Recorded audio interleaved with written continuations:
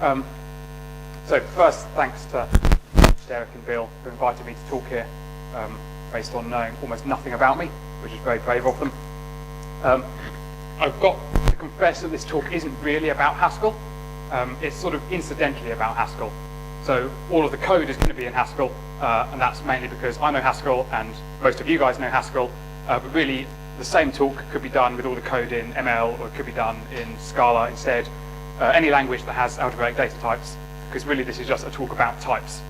So on the scale from super theoretical to super practical, it's kind of more towards the theoretical end. But hopefully it'll be pretty interesting. So I started learning Haskell about a year ago, pretty much dead on a year ago, when I was working for an investment bank, writing Java all the time, and had just come out of studying maths for 8 years and wanted something that was going to exercise the maths part of my brain rather than the writing Java part of my brain a bit. So picked up Learn Your Haskell and picked up Real World Haskell and read those and thought, hey, this language is pretty awesome. And then started going on Stack Overflow and reading blogs and that kind of thing. And all the time I was doing this, I kept noticing that people would use mathematical-like terms when they were talking about Haskell. So people would talk about product types and sum types and that kind of thing. And it got me wondering whether there was actually anything behind this. Like, is there some theory, is there some connection to maths? Or are they just names which are just there by coincidence? So I started playing around with some types and blog posts about it. After having thought I discovered some really interesting things, went on to Stack Overflow and posted this question about it. So this was in February this year. This question has about the first 6 slides of the talk in it, so if you read really fast, you can just go to sleep for the first 6 slides. And got some fantastic answers on this question. And the talk is going to be about me explaining those answers and seeing how far I can push the connection.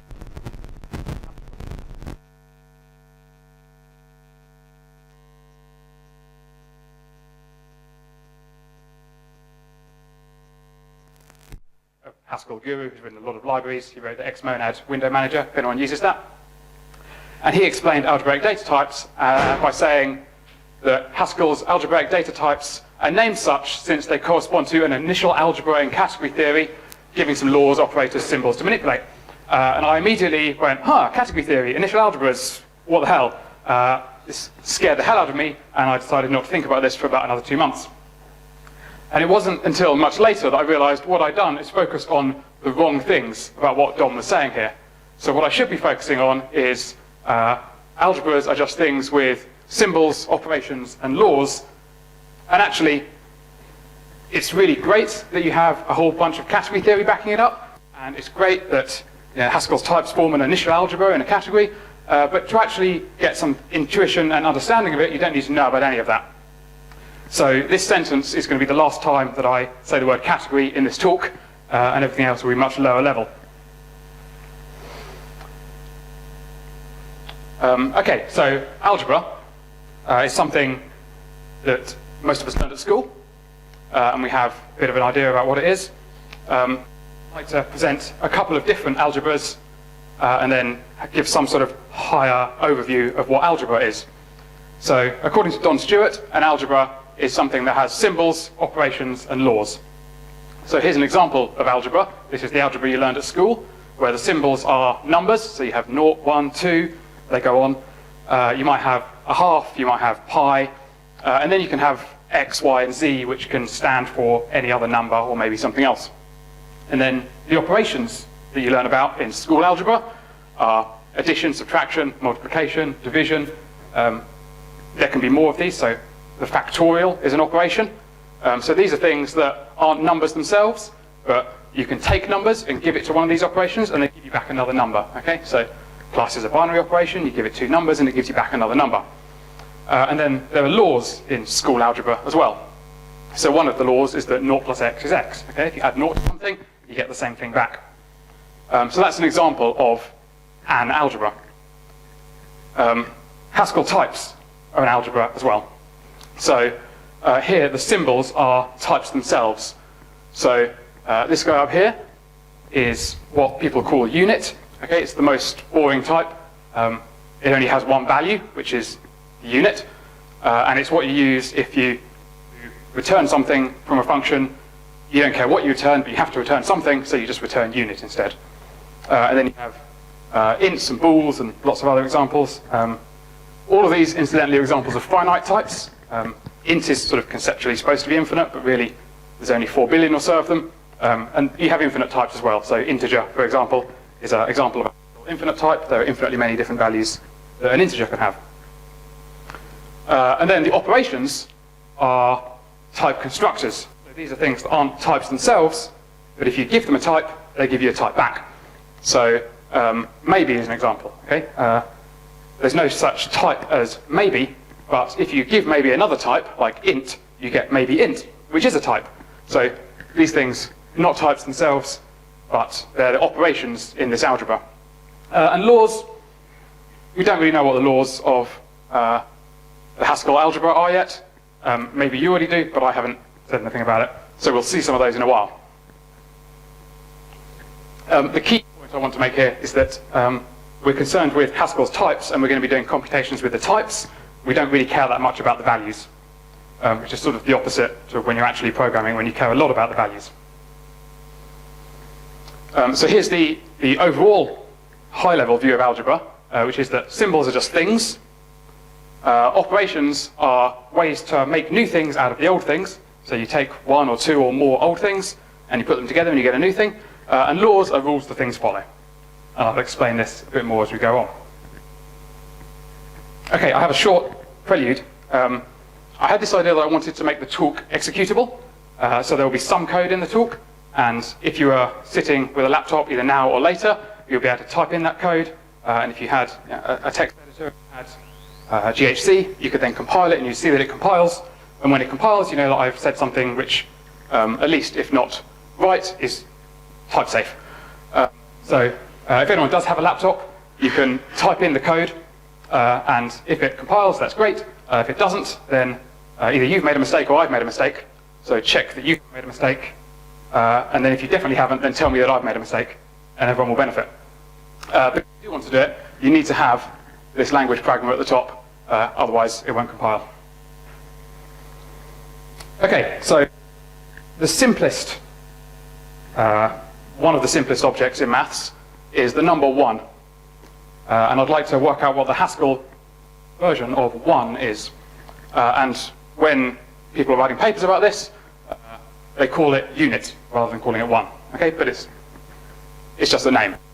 And the key thing to realize about unit is that it's a data type called unit, and it has one constructor, which is also called unit, and the constructor doesn't have any arguments. So there's only one value of type unit, and it's just unit. So it's kind of boring, but it's important to have it. And now that we've defined 1, I could go on and define 2 and 3 as well, and I could keep going, and it would get fairly tedious. Actually, what would be even better is that now we've got 1, if we had a way of saying 2 is just 1 plus 1, and 3 is 1 plus 1 plus 1. So to do that, we need to define what addition is. This, by the way, is the way that you typically see unit written in actual Haskell code. There's just a pair of open and closed parentheses. So to define addition, this is why we need this type operators language pragma, because I want to do things like this. So if I break this down, all it's saying is that you've got a data type, which has 2 type variables, a and b, as its arguments, and we call it a plus b. And to say that you have an a plus a b, well, people call this either a disjoint union or a variant type or a sum type. It means that you've either got an a or you've got a b. So here you can see that you either have an a or a b, and if it's an a, you've tagged it with an add-l type, and if it's a b, you've tagged it with an add-r type. And this is mainly useful if you know that your function is going to want to either accept or return one of 2 different things, but you're not sure which one at compile time, so you let it do both. And the people who wrote Haskell were smart and realized that people would actually want to do this quite a lot, and so they called this thing either. So these 2 things are exactly the same as each other, they just have different names. You can explain why having either a or a Yes. So let's give an example here where we'll make it concrete and say A and B are both Boolean. Now, remember I said the important thing about unit, or 1, was that it only had one value. Boolean has two values, because it has two constructors, false and true. And now we can say, right, how many values does bool plus bool have? You're either in the left case or you're in the right case. If you're in the left case, then you could be left false or left true. And if you're in the right case, you could be right false or right true. So there are 4 different values. Given that a Boolean has 2 values, then Boolean plus Boolean has 2 plus 2 values, which is 4 values, which is why we refer to this as an addition. Thank you, Peter. Okay, multiplication. Here, the type version of multiplication is that instead of having either an A or a B, you have both an A and a B. Another data type, A times B. And here we have a single constructor, and it has 2 arguments, so it has to have both an A and a B present. And so if we wanted to give the same example we gave for addition with 2 bools, then the first argument could either be true or false, and the second argument could either be true or false. And there are 2 times 2 different values. Again, there are 4 different values for bool times bool. Just to give something different to the previous case. So if it was some type which had 3 different values, say A, B, and C, then there would be 9 different possibilities for this type. And again, the people who designed Haskell were smart and realized people would want to use this a lot, and so they called it pair. So pairs corresponds to multiplication.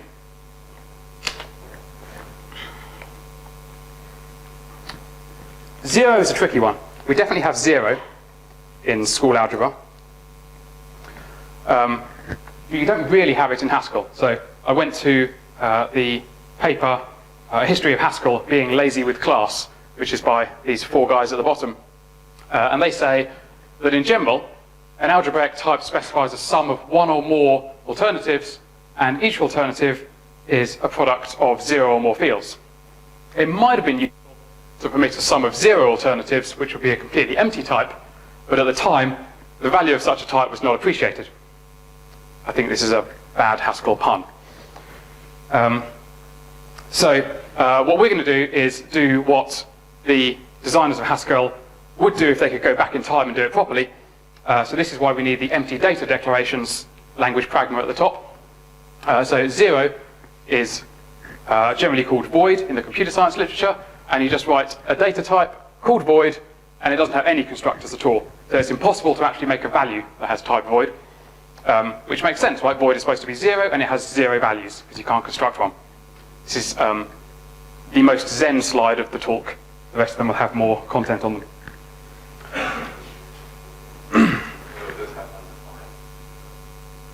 Yes, so undefined is a really good point to make. I'm not going to mention it for the talk because a lot of what I'm going to say, if you have undefined values, doesn't really work. Because undefined, or bottom, is a value that matches every type. Okay, so if you write x equals undefined, that happily compiles because undefined can be any type.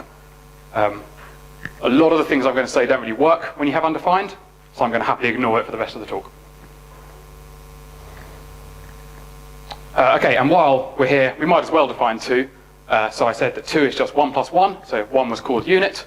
And here we can just make this a type. Okay, so we don't have to say it's a data declaration, it's just an alias. 2 is 1 plus 1. And again, it's a very useful thing to have. And so the design of Haskell gave us bool. So I'll alternatively refer to either bool or 2 throughout the talk, and they mean the same thing. Okay, it's something that has 2 possible values. Okay, so here's a bit of a recap and some notation that we use. So the void type is our 0. Void doesn't have any values, has 0 values, and we write 0 for it. The unit is what we're calling 1. It only has 1 constructor, and it has 1 value, and so we write 1 for it. Bool, we'll occasionally write 2 to mean bool, or we could mean anything that has two constructors. Addition takes two type variables, a and b, and we'll write that as a plus b. And multiplication takes, again, two type variables, and we'll write that as a dot b. And the reason I'm using a dot instead of a multiplication sign is because there's going to be x's around, and I don't want to get confused with multiplication and x's. So here are some laws for the Haskell algebra. And what's nice is they actually correspond to a lot of the laws from school algebra. So 0 plus x is equal to x is a good law from school algebra. And if we give it a type interpretation, then we would be saying that either void or x is the same thing as x. And this symbol here, this kind of curly equals sign, I'm using because if you use the Haskell double equals sign, these things would not be equal. They don't have structural equality. They have a kind of semantic equality, right? They mean the same thing. What I mean is you could write a function which, given an either void x, gives you an x, and you could write a function that, given an x, gives you an either void x, and that correspondence is 1 to 1. Okay, so they're essentially the same thing. So we can check that this is true. So either void or x means you either have left void or right x. And how many values of left void are there? Well, there aren't any, because you can't get a void to begin with, so you can't have a left void either. So you can't even have the left constructor. You can only have the right one, which is why it's just the same as having x. Another law is that 0 multiplied by anything is equal to 0. Okay, it's definitely true for numbers. And that would be the same as saying that the pair of void and x is the same thing as void. Well, this makes sense, because you can't ever get a value to put in the first slot of this pair. So that means you can't have the whole pair. So I'm fairly happy with this guy.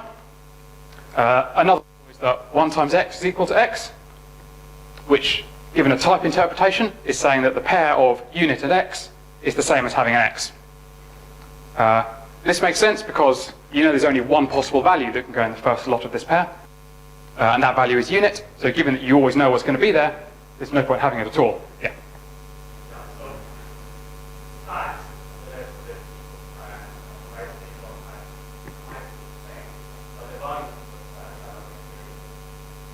Sorry, the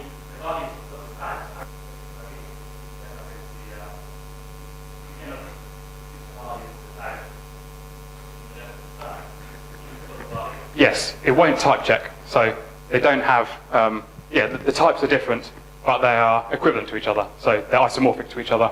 If you had one, you could always write a function which gave you the other one. So you could write a little helper function which converted to the right type whenever you needed it. Exactly, yeah. Yeah, I have a question on this slide. Yep.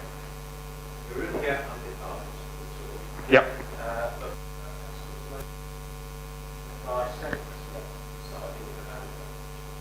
You can, yes. So if you had the function second, which would just take the second part of the pair, and you gave it a void x, then it would happily give you the second part of the pair. Exactly. There's no way you can get a void x from to pass in. Yes, I'm happy for you to say that. Is that okay?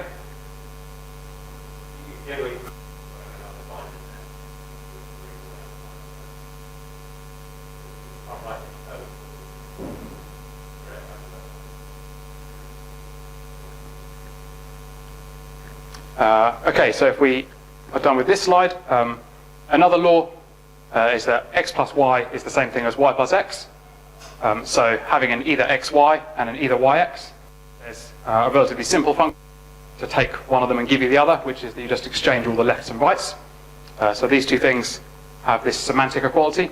And the last law I'm going to look at here is that x times y is the same thing as y times x.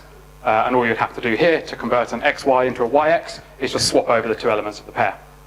So these laws which hold for numbers also hold for Haskell types, as long as you are talking about this semantic equality rather than the Haskell double equals default, which compares for structural equality.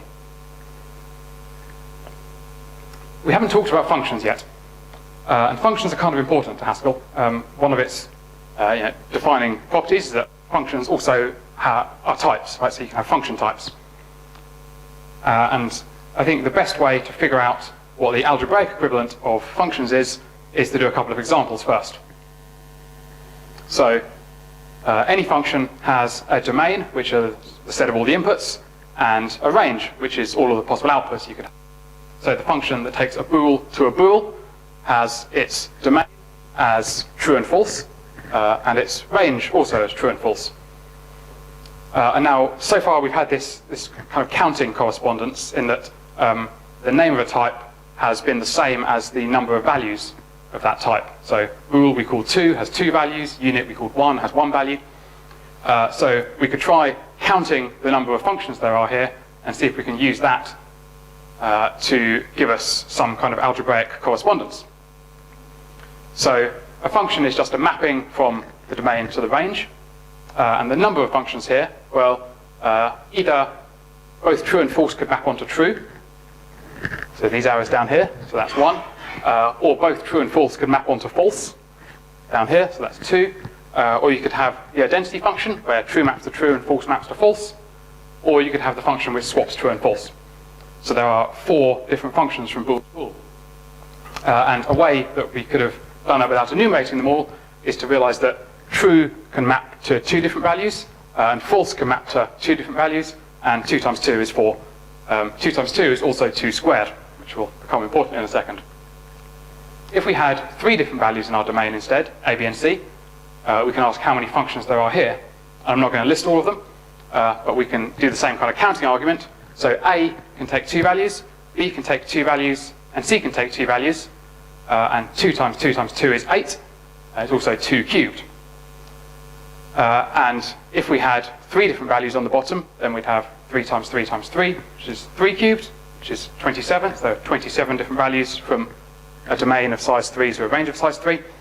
And the argument works certainly for any finite type, in that if you have a different values in your range, a different values in your domain, and b different values in your range, then there are b to the a functions between them.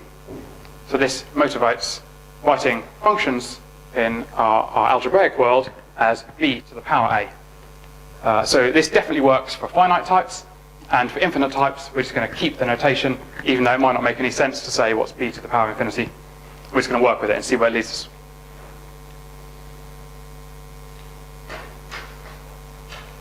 So let's look at a couple of function laws.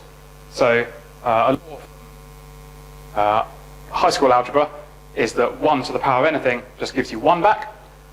So in the language of types, this is saying, well, 1 to the a is functions from a to unit. So a to unit is the same as unit. Does this make sense? Well, it makes sense because there's only one function from a to unit, which is that every single value maps to unit. Okay, it's just the function is const unit. So given there's only one function, you might as well just say it's unit. Okay, so these two things are semantically the same. A to the power 1, so that's the same as a if you're working with numbers. And in typeland, that represents the function from unit to a.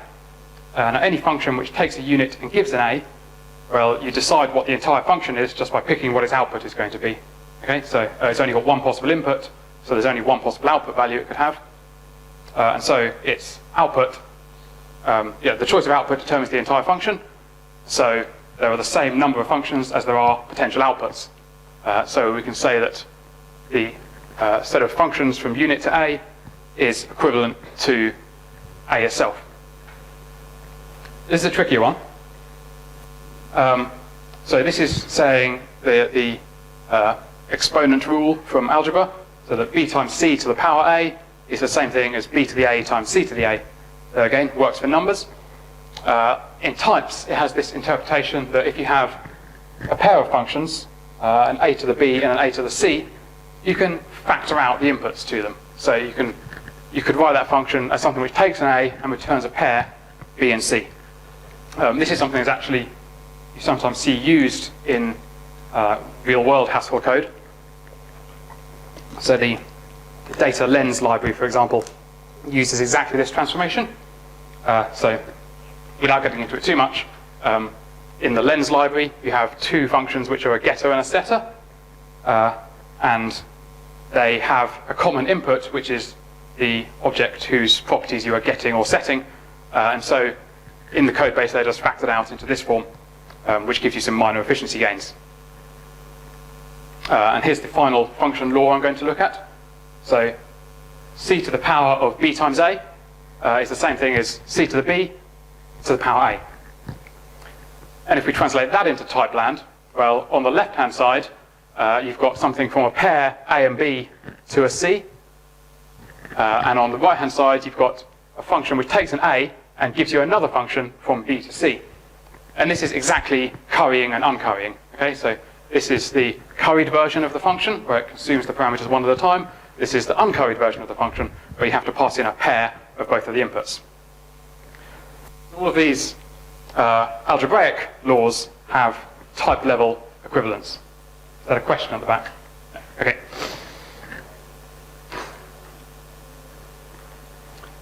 So we haven't talked about recursive types yet. And the example I'm going to start with, because I think it's the most familiar one, is lists. So if you read real-world Haskell, and you'll get onto about chapter 4 or so, and it'll explain how linked lists work in Haskell, that a list is either nil, which is the empty list, or it's a const of x onto another list. Okay, so a list is either empty, or it's a head with a tail. And we could translate that into our algebra and say that a list of x's is either the unit, which is empty, okay, it's just something with one constructor with no values, or this plus, it's a value at the head of the list and then another list afterwards. That's the product here, saying we have to have both of those things. That's actually, there's a lot of line noise there, so I'm going to write it a little bit more succinctly and just say that a list is 1 plus x times another list. And this is where I was going when I started playing around with these kind of equations. And I wondered if you could solve this equation to find out what L is. So you can remember some school algebra, and because it's a recursive type, just substitute in. So we know that L is 1 plus XL, so we substitute that in. And then we have another equation where we haven't really got very far because we've still got an L here. But you know, it's recursive, so we could just substitute in again. And we keep expanding out this and doing this, and we carry on doing it. And eventually, we get a term that looks like this. So this is just repeatedly substituting the value of L on the right-hand side with the entire expression on the right-hand side. And what this is saying is that a list is either empty, or it has one value, or it has two values, or it has 3 or 4. So yeah, it's a list, right? So this is kind of neat. Have this big long infinite sum and say this algebraic expression corresponds to the type of lists. But there's a neater way we can do this if we're happy to completely abuse the algebra. So we start with our initial equation. A list is 1 plus an x and another list. And so what happens if we try and get all of the L's on one side of the equation and solve? So we take this XL to the other side of the equation, and we factor it out, so we get L times 1 minus x is 1, which now makes no sense on a type level at all. Right? This is utter nonsense. What the hell does 1 minus x mean? But we just work with it and say that this means that lists are 1 divided by 1 minus x. Now, if you ever studied an A-level in maths, you'll remember there's a thing called Taylor's theorem, which essentially tells you a way to start with a function like this and express it as a sum of different powers of x's. And you can go to Wolfram Alpha and you can type in this, and it will tell you that the function you're after is 1 plus x squared, which is exactly what we had before. So we can totally abuse the type algebra, do completely unjustified things, and you get neat results out of it. A slightly more complicated example is trees. So a binary tree. So we're going to have a binary tree which has empty leaves and its values at the nodes. So that's either an empty tree, which we call the tip of a tree, or it's a node, which has a value x and a left tree and a right tree. So translating this into algebra, we can write that t is 1, which is the empty tree, or it's a value x and two other trees. So I could write t times t here, but I'm just writing t squared. And then we can try and apply a little trick again, right? So we just pretend that these things aren't types, they're just numbers, we do whatever the hell we like with them, and we see what happens. So we collect everything onto one side of the equation, and this isn't quite so straightforward anymore, but you might recognize this as a quadratic equation. So if we have a brief interlude to talk about quadratic equations, you'll remember that you can solve them with the quadratic formula. Okay, this is something which I was totally surprised to find a use in types for, but this is the quadratic formula. So if you've got an equation, ax squared plus bx is c, you get this horrible looking thing which tells you what the value of x is. And there are two possible values of x. Right? So quadratic formulas have two different solutions. I'm going to ignore that for the moment. So we'll go back to where we were. So we've got this equation for trees, and we'd like to solve it using the quadratic formula.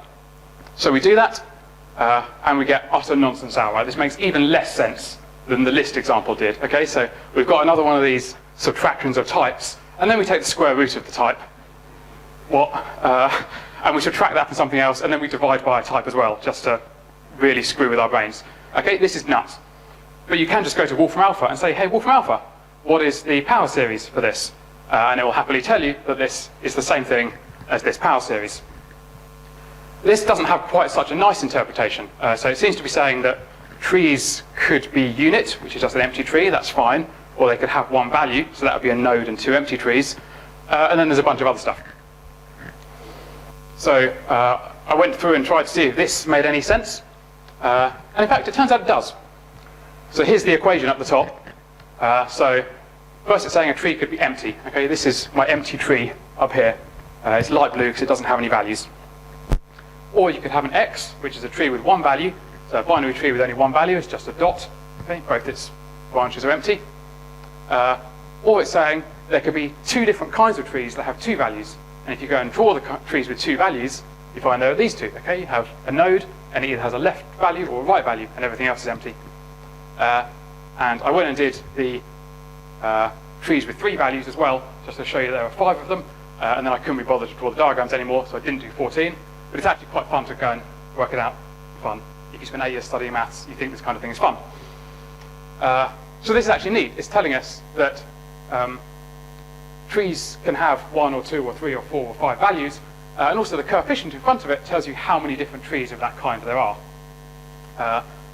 And so if we think that, say, x could be Boolean, right, x is just a type variable, it could be any type, so if it's Boolean, so if we start substituting that in, that would say, let's take this x term, for example. There are 2 Boolean binary trees with one value. Okay, that value is either true or false. If we substitute it in here, so we say x is 2, then there will be 8 binary trees that have Booleans as their values. And you can go through and label them all. Right? It's basically looking at these and saying which ones can be true and which ones can be false, and count them up. So I thought that was pretty neat. And that was essentially as far as I managed to get on my own, and the point at which I needed to have help from people who know a hell of a lot more about this stuff than me. I have a question. Yeah. Go back to the slides. One question I wanted to ask was what square root is. Now I can see a square root in there, and I still don't know. But it looks like that's taking that square root of anything down. Well, yeah, certainly. I agree this is nuts, which is why I thought it was so cool that you can do this stuff, which is clearly completely unjustified, and get nice results out of it. Now, what's kind of fun is there's a paper by a guy called Tom, who's a mathematician who, last I checked, works up in Glasgow, who's written a paper showing that you can take the algebra of types, and he describes it properly mathematically and says this is a semi-ring, which is a mathematical object, fine, and says that you can do all these unjustified operations on there as long as they're fine for complex numbers. So if x was a complex number, it's completely legit. Right? You can definitely take square roots of complex numbers. And as long as a couple of conditions are satisfied and you get a sensible result at the end, then it's still true for types. So he does basically all the background which you'd need to show to say that this stuff is actually justified, which I'm totally skipping over because I don't understand it. I hold my hands up. Do you have an interpretation of my? Yes, but I'll get to them toward the end of the talk. Certainly divide, minus is trickier. Okay, short diversion here to talk about zippers. So if you've read to the end of the Learn Your Haskell book, you know that the last chapter is about zippers. And the idea is that a lot of problems in computer science can be expressed as having a data structure and a pointer to somewhere in that data structure. And you might want to move the pointer around or maybe mutate the values where the pointer is. And the problem is, how do you do something like this in a functional language that certainly doesn't have explicit pointers? And the answer, given in a paper by a guy called Gerard Huet, which I'm probably horrifically mispronouncing, is to use something called a zipper. So the way that a zipper works, it's like a data structure that has a focus point, right? So the focus is on one of the values, and then you have the list of things before that value and the list of things afterwards. So if we wanted to put the focus on 3, say, then this value would be 3, the list before would be 1 and 2, the list after would be 4, 5, and 6. And this lets you quickly move around and change the focus of where you're at inside this data structure. There's a minor niggle, which is that you have to keep the first list in reverse order, which I'll show you why in a second. So you can write code like this. So this let z equals stuff is this list up here, but represented as a zipper instead. So it has the focus on 3, and the first list, which we store in reverse order, is 1 and 2, and 4, 5, 6 is everything afterwards. And then you could write an operation called write, which means move right in this data structure, which moves the focus from 3 to whatever's to the right of it. So in this case, 4. And this is a fast operation, because all you need to do is deconst the value from the front of this list and put the 3 on the front of this list. Right? This is the reason for storing the first list in reverse order, because otherwise you'd have to append something to the end of a list, which would be slow. It would be order length of the list rather than constant. And you could do that again and move the focus again to 5, and you could have an operation left, which moves the focus back to the left. It's a nice exercise to code up the zipper type and write the left and right operations for it. And this is something that's used all over the place. So it's used in xmonad to store which window is in focus.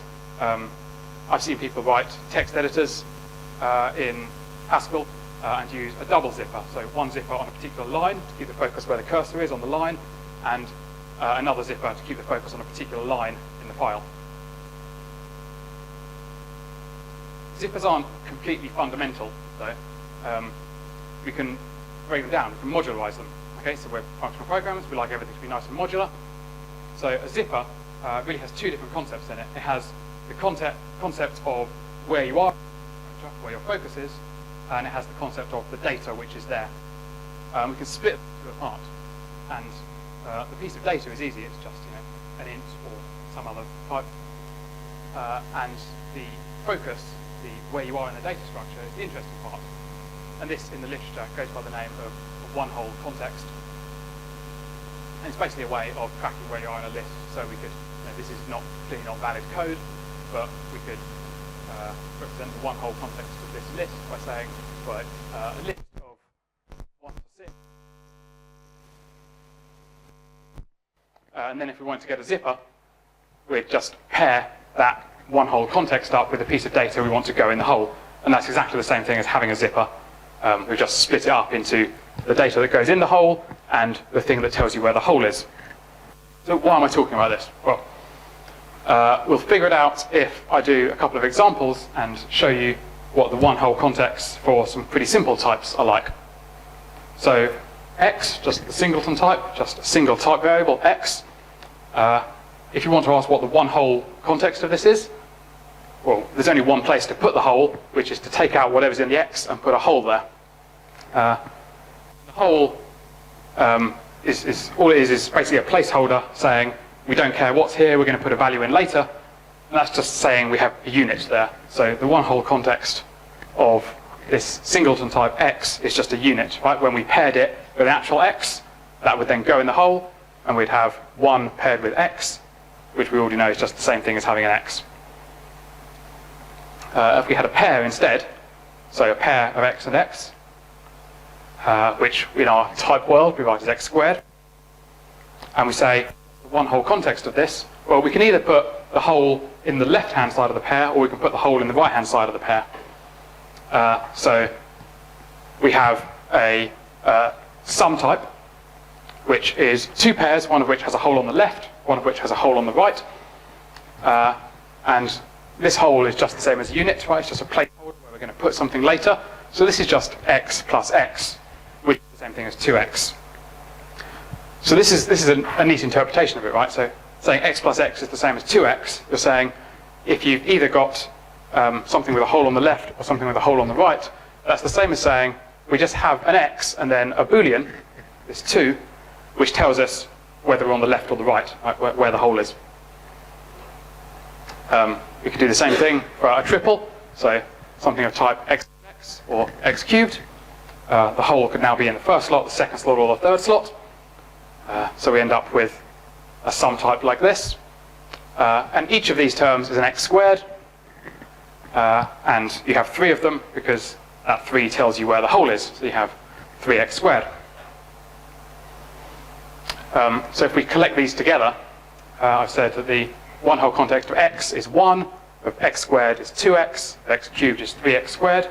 And if you've done any calculus at any point, you might start to recognize this. So if we start with a thing on the left and differentiate it, you get the thing on the right. This is kind of neat. And in fact, it continues to work. And this was noted in a paper by Conor McBride, which has this title: The derivative of a regular type is its type of one whole contexts. I'm going to skip over what he means by a regular. Just for the moment, imagine he means type. And I'll talk about regular types towards the end. So I thought this is absolutely mind-blowing.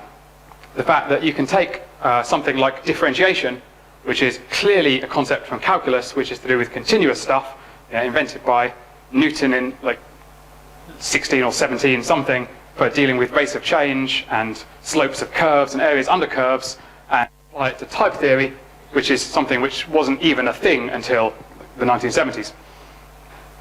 Someone might correct me on that. Right? I thought this was amazing.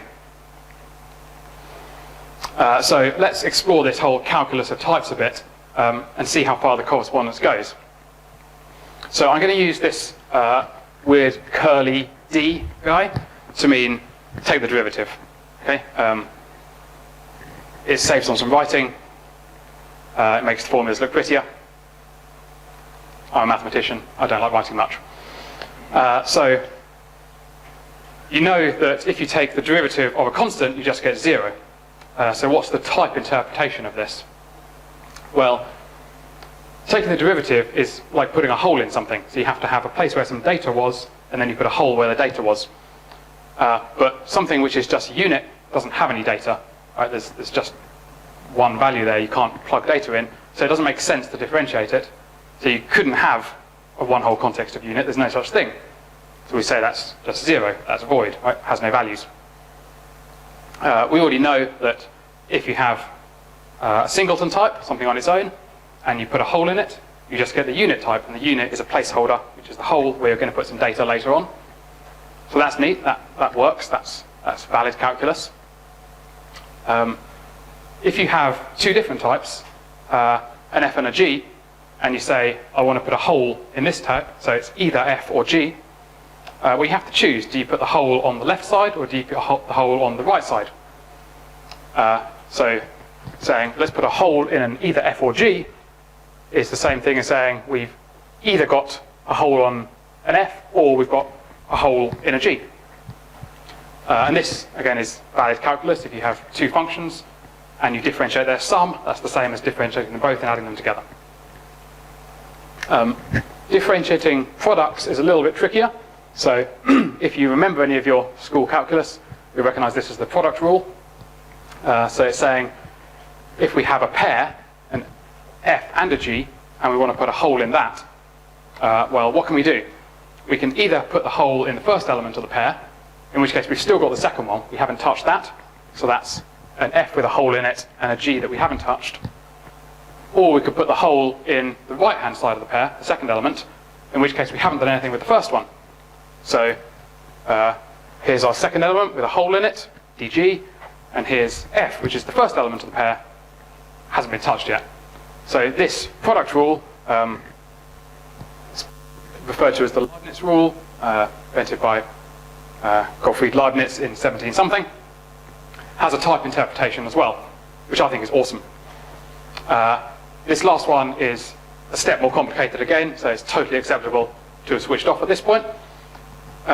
This is saying that if you have an F of G's, so if F and G are both lists, a list of lists, and you want to put a hole in that, what you have to do is say, well, we first put a hole in the outer structure, so in the F, and then that hole goes all the way through to the inner list as well. So we put a hole in the inner list, which is the G in this case. So we've got two levels here. We've got our outer level, which has a hole in it, and otherwise it's still got a bunch of G's inside. And then we've got the inner level. So we're saying we need to keep track of the location of two holes at once here. Right? So we need to keep track of the location of the hole in the outer level and in the inner level. And this is called the chain rule in calculus. You may have used it. So all of these rules which apply to calculus of functions, real numbers, continuous things, rates of change, all have type level interpretations as well in terms of putting holes in data types. A neat thing you can do is take the functions that we already had, so the expressions for types, and start differentiating them as if they're just normal functions. Okay? Do some calculus on them. So we knew that a list is 1 divided by 1 minus x, which we said makes no sense, but let's differentiate it anyway and see what we get. And if you apply some rules of calculus, the quotient rule and the chain rule and this kind of thing, you eventually find that the derivative of this is 1 over 1 minus x squared. Well, that's just the square of the thing we started with. So that's just a list squared.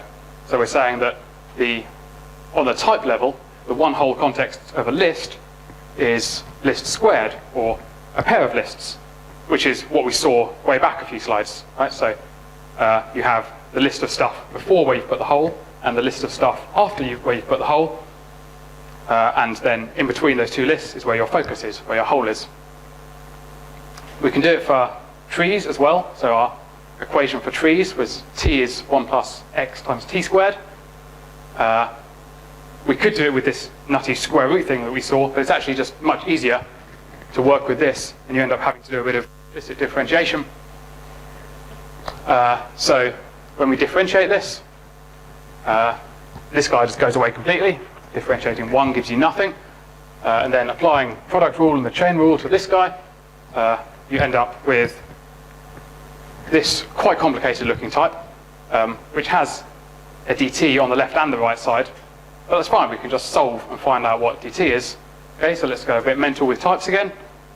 We collect all the t's on the left hand side, we divide through, and we find that the one whole context of a tree is 2 trees divided by 1 minus 2 times an x times another tree. But we know what dividing by 1 minus something is. That's just a list. So this is the same thing as saying a tree with a hole in it is 2 trees, and then a list of a triple of booleans, x's, and other trees. This project makes almost no sense at the moment, so I figured a picture would help. So here's a binary tree, and it's got a hole in it. Let's see. Here's the hole in this binary tree. And we can look at this equation up the top and give it an interpretation in terms of this picture. And it becomes a bit clearer if we start drawing circles around things. So we know that a tree with a hole in it is 2 trees. Those trees are the left and right branches just beneath the hole. So there's a tree with 1 value here and a tree with 3 values here. And then you have a list of things which are triples, a boolean, a value, and another tree. And this is this list going up to here. So the first value in the list is the value immediately above you. So it has a value, which is this orange dot, and it has another tree, which is this guy, and it has a boolean, And the Boolean is telling you which side this is on. Okay, so here the tree that you haven't really touched is on the left. Here there's a tree on the left, and here there's another tree on the right. So this is the type interpretation of this equation at the top, down as a picture. Okay, I promised to briefly mention non-regular types. So regular types are what we have dealt with so far.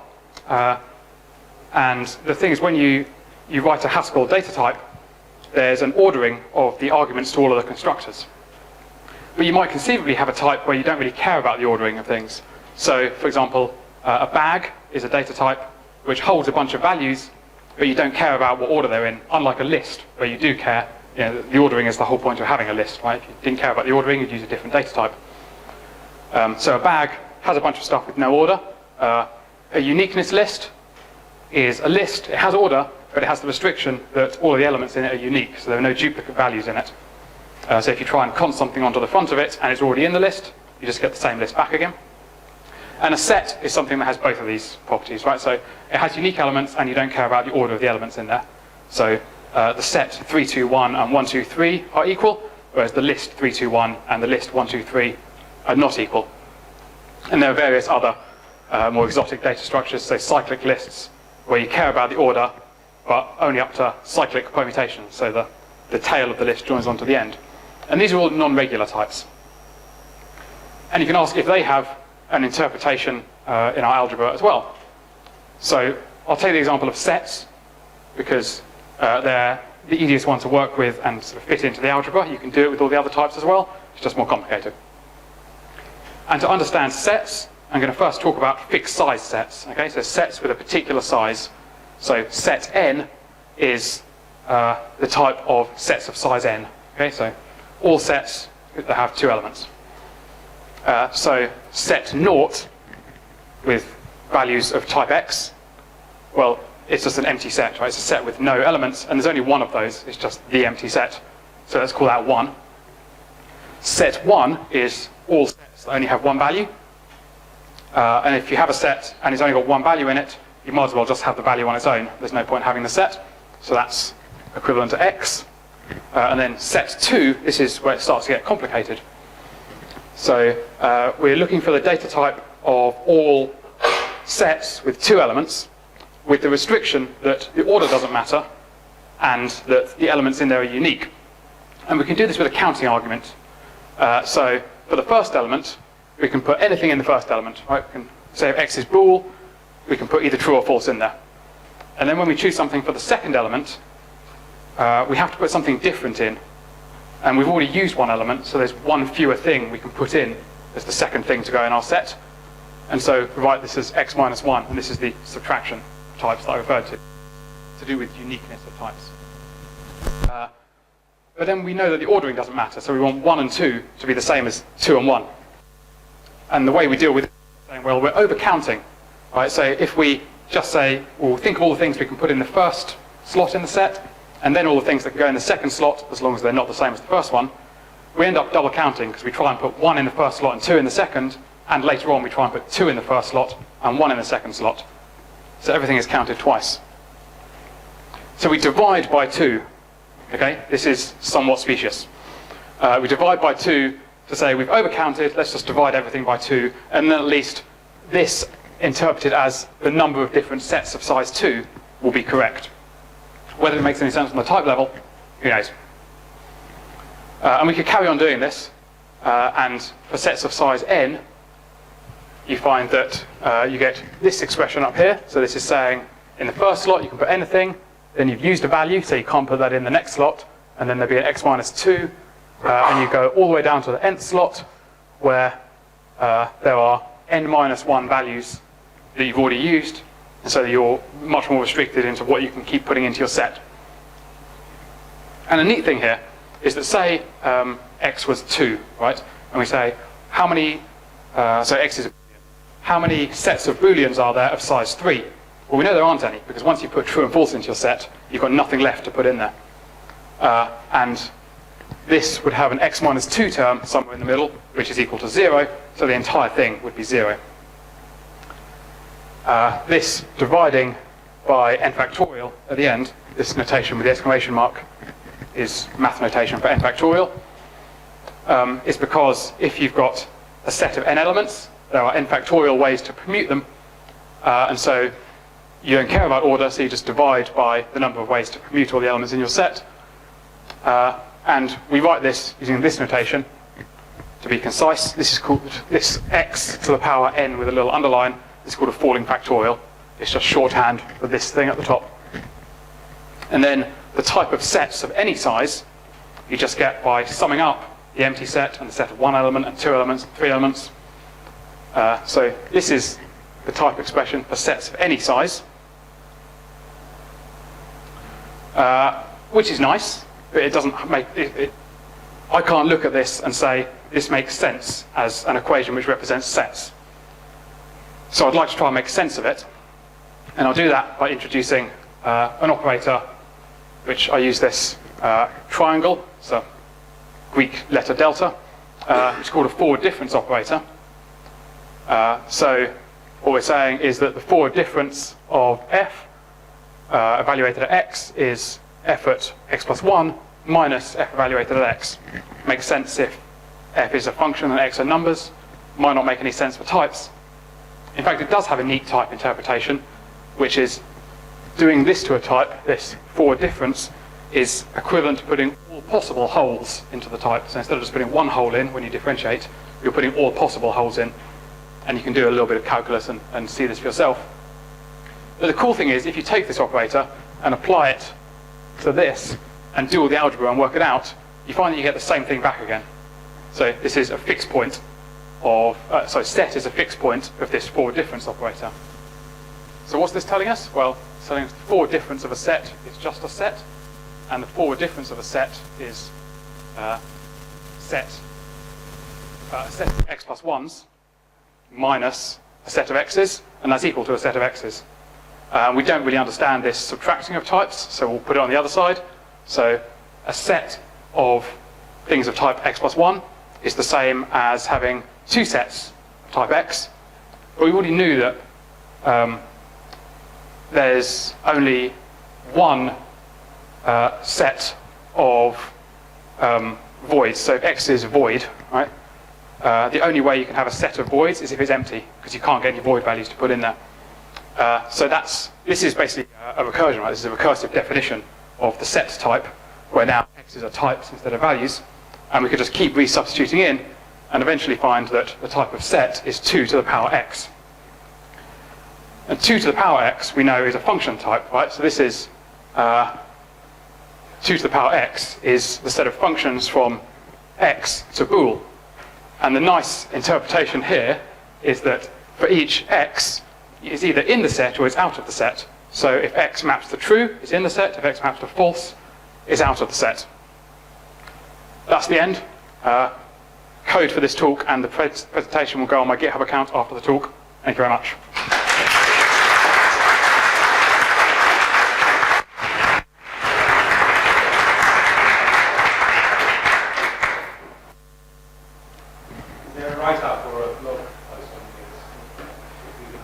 Yeah, so if you want to do a little bit further reading, I recommend the blogs of these guys. The start at the bottom, so the type calculus stuff. So Conor McBride is the guy who wrote the original paper. The derivative of a regular type is its type of one-hole contexts.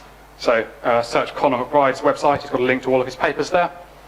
Dan Paponi, who you may know by his name SIGFPE, has a blog, sigfpe.blogspot.com.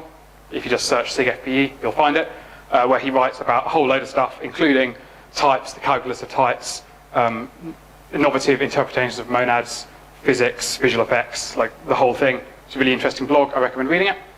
At the top, if you want to make more of the connection with the counting aspect, so working out how many different values a particular type has, André Joyal is a mathematician who was working in the 1980s, I think, who wrote the original papers on this. But actually, Brent Yorgi is more computer science focused. He does a lot of Haskell. He has a really good blog called Brent : blog to string or something. It's a Haskell pun.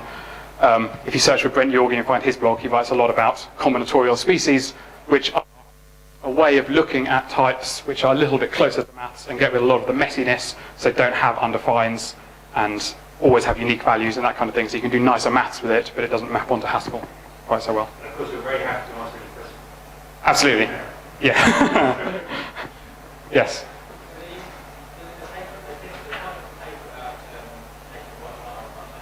Yep.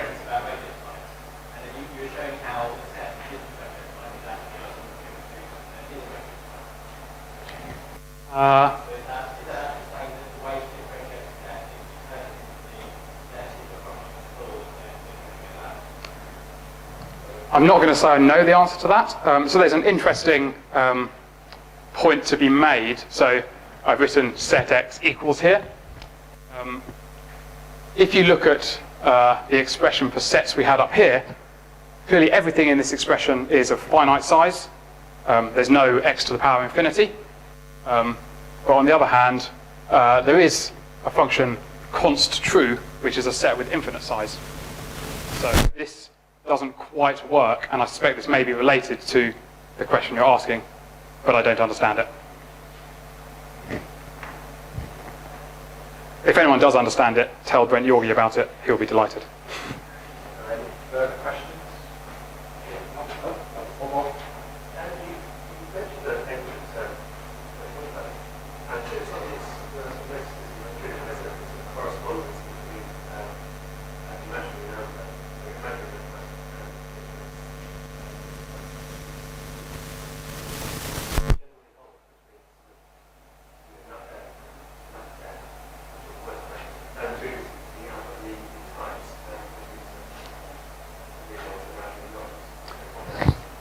So that particular paper that I mentioned, the one by Tom Leinster, he's not really talking about types. Like, he's not a computer scientist, he's a mathematician, just with a slight computational side. So he's talking about semi-rings, which are an algebraic structure, and types just happen to be an instance of semi-rings. So he's doing a slightly more general thing. So it holds in full generality for anything that's a semi-ring. I don't know. The question was, so is this correspondence between complex or imaginary numbers and types? I'm not quite sure what the question was. I just wondered if there seems to be some rules that were the same in this Yeah. The question is about the rules. So when you take something which is valid for complex numbers and turn it into something valid for types, it doesn't always work. And so you can show that the type of binary trees, for example, if you take some value that satisfies that equation and start playing with it, you can end up with t to the power 6 equals 1, right, which would be true for complex numbers that satisfy that equation, but not true for types, right? So 6 binary trees are not the same as unit. But it is true that 7 binary trees are the same as 1 binary tree, so t to the power 7 is equal to t. So there's an isomorphism. If you have a 7 tuple of binary trees, you can map that into a single binary tree, and you can do the reverse. So, yeah, there are certain, there are, yeah.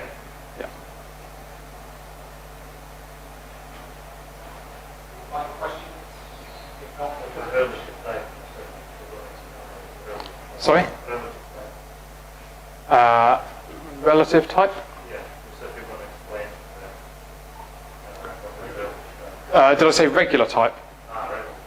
Yeah, sorry. So everything we dealt with up until this bit about non-regular types was a regular type, and then non-regular types are this more special thing. That's all the questions. Otherwise, can you thank Chris again?